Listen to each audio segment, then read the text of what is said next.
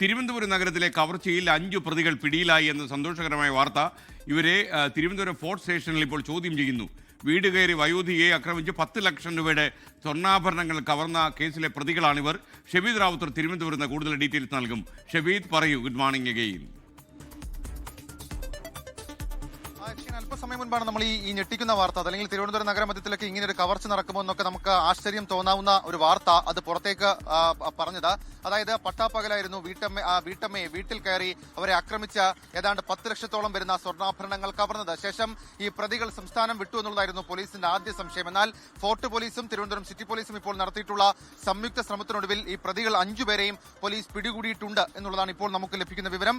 ഈ പ്രതികളായിട്ടുള്ള ആളുകൾ ശരത്, രാജൻ, ഷിബു, മാത്രമല്ല യുവതികളായിട്ടുള്ള ഷീബ, റീന എന്നിവരായിരുന്നു ഈ കവർച്ചാ സംഘത്തിൽ ഉണ്ടായിരുന്നത്. ഇവർ 5 പേരെയും ഫോർട്ട് പോലീസ് പിടികൂടിയിട്ടുണ്ട്. ഇതിൽ ഇവർക്ക് സഹായം ചെയ്ത ചിലരെ കേന്ദ്രീകരിച്ചും ഇപ്പോൾ അന്വേഷണം നടക്കുകയാണ്. ഇവരെ ഇപ്പോൾ ഫോർട്ട് സ്റ്റേഷനിലേക്ക് എത്തിച്ച് വിശദമായി ഇവരുടെ ചോദ്യം ചെയ്യലടക്കമുള്ള കാര്യങ്ങൾ നടത്തി വരികയാണ്. ഇന്നലെയാണ് ഈ സംഭവം മണക്കാട് റെസിഡൻസ് അസോസിയേഷനിൽ നടക്കുന്നത്. എയർപോർട്ട് ജീവനക്കാരനായിരുന്ന മകനും അമ്മയുമായിരുന്നു വീട്ടിൽ താമസം. ഇതിൽ മകനില്ലാത്ത സമയം വീട്ടിൽ കോർപ്പറേഷൻ ജീവനക്കാരെന്ന പേരിലാണ് ഈ സംഘം എത്തിയത്, സ്ത്രീകൾ ഉൾപ്പെടുന്ന സംഘം എത്തിയത്. അതിനുശേഷം ഹൌസ് ഓണറുടെ നമ്പർ ചോദിച്ച ശേഷം വീട്ടമ്മ അതെടുക്കാൻ അകത്തേക്ക് പോയപ്പോഴായിരുന്നു പിന്തുടർന്ന് വീട്ടിൽ കയറി വീട്ടമ്മയെ ആക്രമിച്ച 10 ലക്ഷം വരുന്ന സ്വർണം ഈ പ്രതികൾ കവർന്നത്. ഈ പ്രതികൾ സ്ഥിരം കവർച്ചാ കേസുകളിലെ പ്രതികളാണെന്നും ഇവർ ഈ കവർച്ചാ സംഘത്തിൽപ്പെട്ടവരാണെന്നൊക്കെയുള്ള കാര്യങ്ങൾ ഇപ്പോൾ പോലീസ് ഉറപ്പിക്കുന്നുണ്ട്. SKN.